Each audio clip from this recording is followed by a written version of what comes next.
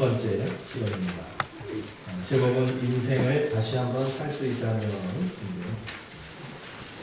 공상과학 영화의 단골 메뉴 타임머신 이런 거 많이 들어보셨을 것입니다. 처음 그 용어가 쓰인 것은 1895년 그렇게 과학이 이렇게 현대 과학이 그렇게 발달된 순간은 아닌데요. 자, 영국의 소설가 조지 웰스라는 분이 The Time Machine이라는 그런 소설을 발표를 했습니다. 센세이션을 일으켰죠.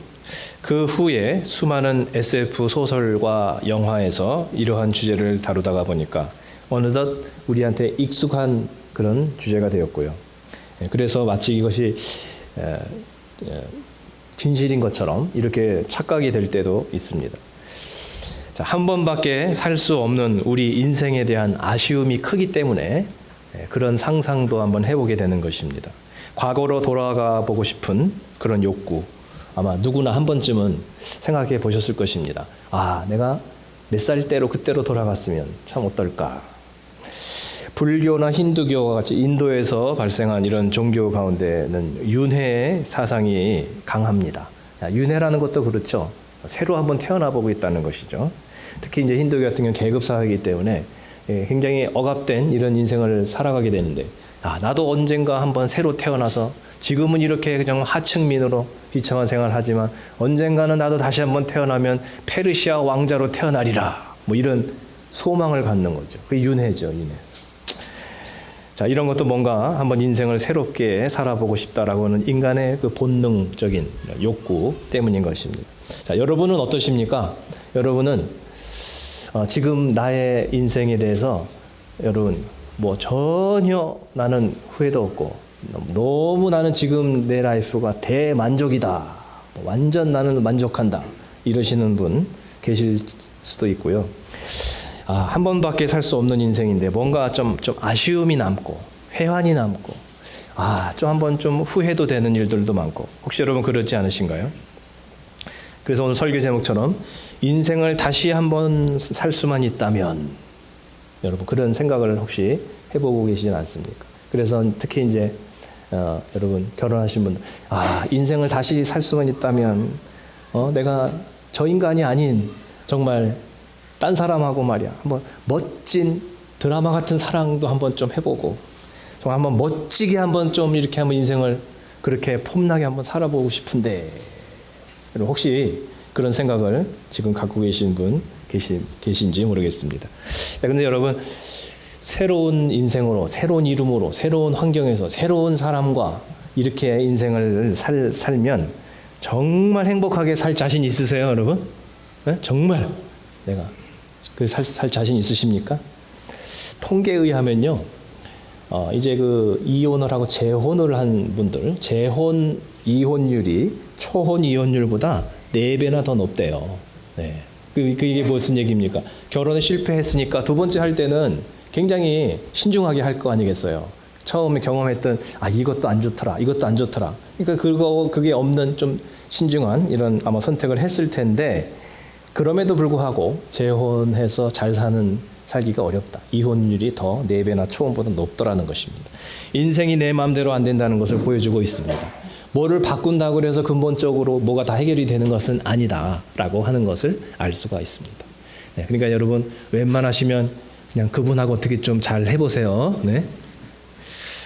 자, 사랑하는 성도 여러분, 아무리 현재의 삶이 힘들다고 해도 자꾸 우리가 계속 과거만 따지고 과거지향적이고 과거를 후회하고 그러면요, 우리 인생은 끊임없이 원망과 자책과 후회, 통한 이런 것으로 다 얼룩지고 맙니다. 과거에 너무 여러분이 집착하시면 안 됩니다. 왜냐하면 과거를 아무리 후회한다고 해도 과거는 이미 끝난 거거든요. 절대로 바꿀 수 없는 게 과거입니다. 미래는 근데 좀 틀립니다. 미래는 바꿀 수가 좀 있는 거죠. 어느 정도 하나님의 경륜 안에서 우리가 어떻게 지금 이 순간 어떻게 선택하고 결심하고 생각하느냐에 따라서 여러분 이 미래가 바뀔 수가 있는 것이죠. 차라리 미래를 예측해 보는 것이 훨씬 낫습니다. 그 시간에 시간 낭비하지 말고 미래를 예측해 보세요. 왜냐하면 미래는 언젠가는 실현이 되거든요. 지금 뭐 10년 후 그럼 까마득하던데요. 10년. 근데 10년 후에 그때 가보면요. 지난 10년이 눈 깜짝할 사이에 지나간 거거든요. 그러니까 미래를 좀 예측해 보시라는 겁니다. 10년 후 난 어떻게 됐을까? 그 다음에 20년 후, 30년 후 여러분의 그 미래가 과연 어떤 모습일까? 이거를 생각해 보면서 성도가 지혜롭게 그때 가서 내가 후회하지 않을까? 지금 생각할 때 나는 내 인생은 너무 늦었어라고 얘기하지만 아니라는 거죠. 그때 가면 그때라도 좀 잘할 걸. 그때라도 늦지 않았었던 건데 이런 후회를 할 거라는 거죠. 그래서 나중에 그런 후회를 하지 않도록 오늘 현재 지혜롭게 선택하고 지혜롭게 살아가는 것, 이게 바로 매우 중요한 것입니다. 과거는 이미 끝난 거예요. 자, 그런데 안타깝게도 인간에게는 미래를 정확하게 예측할 수 있는 지혜가 없다는 게 문제죠. 우리 인간에게는 미래를 알 수 없습니다. 미래의 시간은 신비한 영역이고 신의 영역이기 때문입니다. 자, 그래서 하나님께서 아주 부분적으로 미래를 우리에게 이렇게 조금씩 알려주실 때가 있는데 그게 은사고 계시고 그게 예언입니다. 자, 그러니까 여러분 신령한 은사들 환상을 보고 꿈을 꾸고 예언을 하고 뭐 방언을 통역하고 여러 가지 그 신령한 은사들이 도대체 여러분 뭐냐면요. 우리가 미래에 대한 호기심을 채워주시는 게 아니에요. 뭔가 미래를 알고 싶어 하거든요, 인간은요. 안 믿는 사람들도 점을 왜 치러 가겠어요? 너무 답답하니까 미래를 좀 알고 싶은 욕구가 있는 거예요. 호기심이 있는 거예요. 그래서 그거라도 들으면 조금 마음이 좀 편안해지는 거죠. 그런데 은사는 신령한 하나님의 계시는 우리의 미래에 대한 호기심을 채워주시기 위한 그런 게 아닙니다. 와, 신기하다! 그게 중요한 게 아닙니다. 봐서 뭐 하겠다라고 하는 겁니다. 우리가 들어서 뭘 하고 또 하나님의 그 계시를 우리가 통해서 뭘 하겠다는 겁니까? 우리가 그걸 통해 가지고 우리의 어떤 영적 이런 욕구를 채우는 것이 아니고요. 그 대부분 하나님께서 우리에게 주실 때는요. 기도하라는 거예요. 그리고 회개하라는 겁니다. 그리고 준비하라는 겁니다. 그것이 다른 무슨 미래를 내가 많이 안다. 하나님의 신비한 내가 계시를 얻었다. 그게 그렇게 중요한 것이 아닙니다. 자, 그래서 하나님께서 우리에게 뭔가 현재를 바로 살도록 해주실 필요가 있을 때 그런 계시를 주십니다. 미래를 조금 알게 해주십니다. 자, 인생의 이 전반전이 끝나고 여러분 이제 하프타임을 한번 가지시기를 바랍니다. 요즘은 이제 수명이 점점 늘어서 70, 80, 90, 100 이렇게 점점 수명이 이제 100세 시대를 바라보고 있기 때문에 여러분 40이 넘으시고 45, 50 되시면 이제 하프타임 전반전이 이제 끝난 거예요. 그러면은 이제 잠깐 쉬면서 앞으로 나의 인생의 후반전은 어떻게 살 것인가 이거를 좀 고민을 하셔야 됩니다. 여러분 전반전에 비록 좀 실점을 많이 하시고 고전을 면치 못하시고 괜찮아요. 그래도 괜찮습니다. 또 실수를 많이 범했다고 하셔도 만회할 수 있습니다. 중요한 것은 이제 후반전입니다.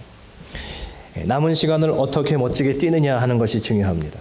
지난 월드컵에서 일본은 16강에 진출하고도 점수 지키기 치졸한 플레이로 야유를 받았습니다. 축구 팬들의 야유를 받았습니다. 스포츠맨십이 아니다 저거. 그러나 한국은 16강에서 탈락이 됐지만 끝까지 멋진 경기를 뛰었습니다. 그래서 많은 박수를 받았습니다. 자, 그래서 우리가 이제 남은 후반전을 어떻게 뛸 거냐 너무 점수에 연연하지 마시고 멋지게 한번 정말 후회 없이 한번 달려보자. 멋지게 뛰어보자. 이게 참 중요한 것입니다. 나이 드신 우리 어르신들은 아마 지금 그런 얘기를 들으면 좀 한탄을 하실 거예요. 그거는 중년들 얘기고 우리는 지금 이제 경기 끝날 시간이 그냥 점점 다가와서 초조해 죽겠어 지금. 심판이 언제 휘슬을 불지 그냥 두근두근 거려. 지금 경기 종료 시간이 거의 다 됐고 5분 남았어 지금 5분. 이러시는 분들 계신데 괜찮습니다. 조금 열심히 뛰어서 동점만 만들어 보세요. 그러면 이제 또 연장전이 또 있습니다. 네, 연장전. 그리고 하나님께서 더 연장시켜 주실 거예요. 그러면 수명보다 더 또 이렇게 인생을 사실 수가 있습니다. 그럼 또 그때 멋지게 또 뛰면 되는 거죠. 자, 오늘 주제가 인생을 다시 한번 살 수 있다면인데요. 이게 상당히 새로운 주제 같지만 굉장히 사실은 익숙한 주제를 말씀드리고 있는 것입니다. 우리 그리스도인들이 중생했다 또는 거듭났다라고 하는 그런 교리가 있는데요. 여기도 지금 붙어 있죠. 중생, 다시 태어났다. 그런데 이게 바로 뭐냐면 교리로 끝나는 것이 아니라 인생을 한번 멋지게 새로 살아보자는 거예요. 거듭난 그리스도인들은 사실 이미 전에 내가 살던 그 인생이 아닌 새로운 인생을 지금 살아가고 있는 것입니다. 이미 그런 인생을 새롭게 살아가는 것입니다. 그런데 참 안타깝게도 거듭났으면서도 옛날하고 크게 다르지 못하게 살아가는 그리스도인들이 상당히 많은 것입니다. 그게 안타까운 것입니다.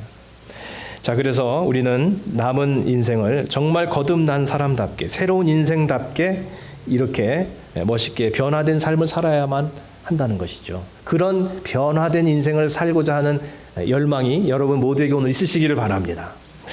자, 그러면 변한다고 하는 것은 두 종류가 있는데 좋은 변화와 나쁜 변화가 있어요.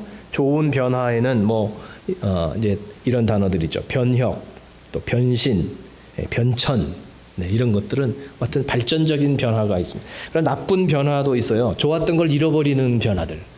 예를 들어 변심, 애인이 변심했다. 타령하죠, 남자들이. 또 변질했다. 순수한 걸 잃어버린 거예요. 변질. 또는 변절, 또는 변태, 또는 변덕. 변덕을 또 어떤 분은 밴덕 이러시죠. 변자로 시작하는 게 안 좋은 게 많습니다. 자, 그래서 이 변화를 하되 좋은 변화를 우리가 하자는 건데요. 오늘 본문 속에서 저는 두 가지 변화가 필요하다라는 것을 발견하게 됩니다. 첫째는 우리가 의미 없이 무기력한 인생을, 목표도 없는 그런 인생을 살아가는 것이 아니라 뭔가 정말 애착을 갖고 뭔가에 정말 의미 있는 것에 미치면서 신바람 나게 살아가는 그런 변화가 필요하다는 것입니다. 거듭난 그리스도인인데도 쭉 처져가지고 왜 사는지도 모르게 일주일을 살고 왜 주일날 예배들을 나오는지도 그 의미도 불분명한 채 그냥 습관적으로 나와 있고 하는 의미도 없고 정말 에너지도 없고 기쁨도 없는 그런 인생을 살아가는 크리스찬들이 의외로 많습니다. 왜 그렇게 살아야 되겠어요? 아니거든요. 뭔가 신나는 목표를 갖고 살아가야 되잖아요, 우리가. 자, 오늘 본문에서 보면 13절, 14절에서 바울이 뭐라고 합니까? 우리가 만일 미쳤어도 하나님을 위한 것이요 정신이 온전하여도 너희를 위한 것이니 그리스도의 사랑이 우리를 강권하시는도다. 여러분, 안 믿는 사람들도 뭔가 하나에 그냥 미쳐서 이렇게 사는 사람도 있습니다. 어떤 사람은 예를 들면 어떤 분은 막 그냥 산에 미쳐가지고 어떤 사람은 뭐 사진 찍는 거에 미쳐가지고 그냥 거기에 푹 빠져. 그걸 매니아라고 하죠. 매니아라는 말도 미쳤다는 거거든요. 그러니까 자기가 사랑하는 거, 애착을 갖게 되고요. 거기에 올인을 하게 되고 많은 것을 투자하면서 살아갈 때 사람들은 어휴, 그 사람 등산에 미쳤어. 뭐 이런 식의 표현을 하게 됩니다. 자, 바울은 그리스도를 전파하다가 그리스도의 사랑이 너무 자기를 감동시킵니다. 그리스도의 사랑에 완전히 이끌림을 받게 됩니다. 그 사랑 앞에 그가 변화가 되어서 자, 어떤 이야기를 들었는지 사도행전 26장 24절에서 29절 한번 보겠습니다. 한번 다 같이 읽어주시기 바랍니다. 시작. 바울이 이렇게 변화하니 베스도가 큰 소리로 바울아 내가 미쳤구나. 내 많은 학문이 너를 미치게 하였구나 하고 말하였다. 그때 바울이 대답하였다. 베스도 총독님, 나는 미치지 않았습니다.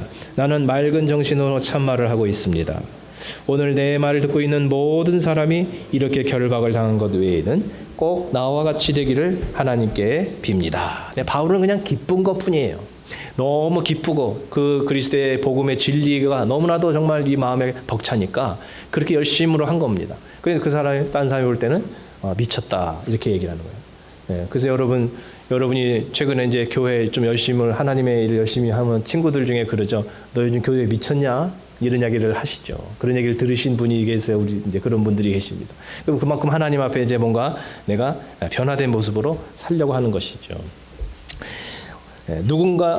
우리들은 어딘가는 한 가지에 심취해서 살아갈 수밖에 없습니다. 그런 게 있을 때 우리는 막 삶에 이제 활력소가 되고 에너지가 생깁니다. 그런데 안 좋은 곳에 미치는 사람도 있고 건전한 데 미치는 사람도 있습니다. 예를 들면 도박에 미치는 사람, 그 다음에 외도하는 데 미치는 사람, 마약에 미치는 사람, 뭐 이런 사람들은요, 이거는 인생을 망치는 거죠. 그 다음에 뭐 비교적 중립적인 그런 것들도 있습니다. 취미 활동이라든지 스포츠라든지 뭐 사회 참여라든지 뭐 이런 여러 가지 일들은 그저 뭐 이거는 나쁜 것은 아닙니다. 중립적인 그런 것들. 그 다음에 정말 영속적인 의미가 있는 그런 미침들, 그런 우리의 어떤 애착들이 있습니다. 그리스도의 사랑, 하나님의 나라, 뭐 이런 것이죠. 우리가 이제 안 믿는 사람들을 전도하는 그런 일에 지금 정말 모든 올인을 하고 거기 정말 미쳤다고 할 수 있는 그런 삶을 지금 살아가려고 하고 있는 것이죠. 자, 과연 나의 삶을 움직이는, 나의 삶을 구동하는 그 가장 중요한 애착이 과연 무엇인지, 나는 인생에서 무엇을 가장 지금 사랑하고 어디에 미쳐서 살아가고 있는지, 자, 이것을 생각할 때 과연 건강한 것인지 아니면 불건전한 것인지를 어떻게 알 수가 있을까요? 여러분이 지금 가장 관심을 갖고 관심사, 가장 여러분의 삶에서 중요하게 느껴지는 것, 그게 과연 건전한 것인지 건전하지 않은지 어떻게 알 수가 있을까요? 자, 불건전한 미침은 시간이 지나면 지날수록 추한 상처만 남기게 됩니다. 그런 것은 너무 이기적인 것이고요. 그다음에 너무 유기적인 것이기 때문에 그런 것은 시간이 지날수록 점점 추해지고요. 많은 사람들에게 피해를 입히게 되고요. 내 인생을 결국은 망하게 만드는 그러한 것들입니다. 중립적인 미침, 이것은 시간이 지나면서 좀 시들해지는 경향이 있습니다. 나쁜 거는 아닌데요. 이것이 시간이 지나면서 상황에 따라서 정말 좋았던 것이 그냥 이렇게 시들해져 버리는 경우가 많습니다. 예를 들면 운동을 좋아하는 사람이 몸이 건강이 좀 안 좋아지면 더 이상 할 수가 없어요. 그럼 시들해지게 됩니다. 내가 뭔가를 막 추구했는데 사회가 문화가 바뀌면서 더 이상은 그게 이렇게 매력적이지 않은 그런 것이 돼버리는 경우도 많습니다. 이런 것들은 나쁜 건 아닙니다. 중립적입니다. 그러나 이것은 영속적이지는 않는다는 거죠. 거기에 투자했던 시간과 돈이 아까운 거죠, 사실은. 나중에 가면 그냥 엄청나게 투자를 했는데 나중에 아무 쓸모가 없는 그런 것들이 되는 이런 일들이 상당히 많습니다. 자, 우리 그리스도인들이 추구해야 되는 것은요, 무엇에 우리는 미쳐야 되느냐? 이거는 영속적인 것입니다. 의미심장한 그런 일들에 우리는 더 많이 투자를 하며 살아가야 되는 것입니다. 건전한 미침은 시간이 지날수록 아름다운 여운이 남게 되고요. 그리고 좋은 열매가 맺어지게 됩니다. 왜냐하면 이것은 영속적인 가치가 있는 일에 우리가 매진했기 때문에 그런 것입니다. 여러분은 과연 어떤 것에 여러분의 인생을 걸고 오늘 살아가고 있습니까? 지난 한 주간 여러분이 가장 관심을 가졌던 것은 도대체 무엇이었습니까? 자, 오늘 사도 바울처럼 정말 영속적인 가치가 있고 의미가 있는 일에 한번 목숨을 걸고 거기에 한번 여러분 애착을 갖고 거기에 한번 여러분 미쳐보시기를 주님의 이름으로 축원드립니다. 자, 두 번째 그리스도인들이 추구해야 되는 변화는 뭐냐면 이기적인 삶에서 이타적인 삶으로의 변화입니다. 오늘 15절에서 16절 사이의 내용을 요약하면 자기 자신만을 위해서 사는 삶이 더 이상 아니고 그리스도께서 사셨던 것처럼 우리도 뭔가 다른 사람을 배려하고 다른 사람을 위해서 나를 좀 희생할 줄 아는 그런 삶으로 변화되라는 것입니다. 그것이 정말 거듭난 그리스도인들의 가장 중요한 모습입니다. 심지어 사람들을 향해서 관점까지도 변화될 수 있다는 것입니다. 우리가 아니라고 하면서도요, 인간관계 속에서 굉장히 참 치졸하고도 철저하게 나중심적인 것입니다. 그것이 인간의 본능이죠. 아니라고 하면서도요, 그러면서도 내 중심적으로 모든 사람을 바라볼 수밖에 없는 게 우리 인간입니다. 그런데 정말 거듭나고 예수님처럼 변화되어지는 이런 삶을 추구할 때 관점도 바뀌게 된다는 것입니다.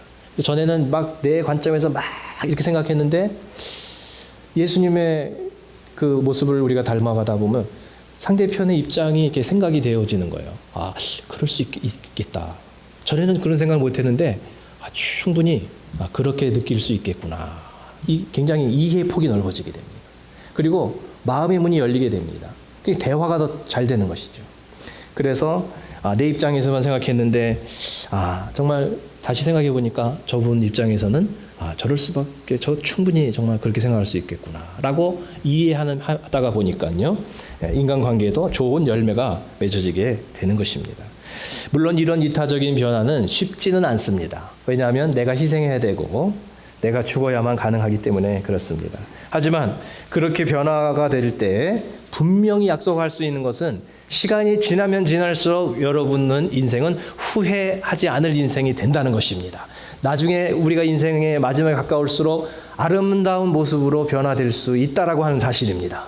그렇지만 우리가 여전히 이기적인 삶을 계속 추구하면요, 시간이 지나면 지날수록 정말 추해집니다. 그리고 후회가 많아질 것입니다. 그렇게까지 살 필요가 없었는데, 아마 인생의 마지막에 그렇게 우리는 생각하게 될 것입니다. 여러분, 예수님처럼 우리가 이타적으로 살아가게 될 때 인생의 마지막에 후회할까요? 후회하지 않을 것입니다. 만일에 정말 여러분이 그렇게 양보하며 희생하며 살았는데 여러분이 나중에 가가지고 난 참 바보처럼 살았군요, 이렇게 여러분 후회하시는 분이 있을까요? 저는 그렇게 생각하지 않습니다. 바보처럼 살았다고 후회하는 것이 아니라 오히려 그래, 양보하길 잘했다, 정말 그때 내가 이렇게 숙이기를 잘했다, 내가 희생하기를 잘했다. 아마 여러분 그렇게 아름다운 열매 속에서 그렇게 여러분이 생각을 분명히 하실 것입니다.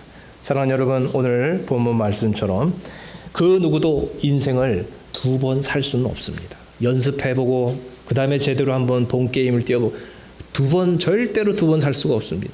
지나간 과거는 존재하지 않습니다. 자, 그러나 남은 날들을 우리가 거듭난 새로운 인생의 모습으로 멋있게 이렇게 살아갈 수는 있습니다. 그리고 그것은 운명이 아니고요, 바로 오늘 이 시간 나의 선택인 것입니다. 기도하겠습니다. 우리 한번 이 시간에 기도하실 때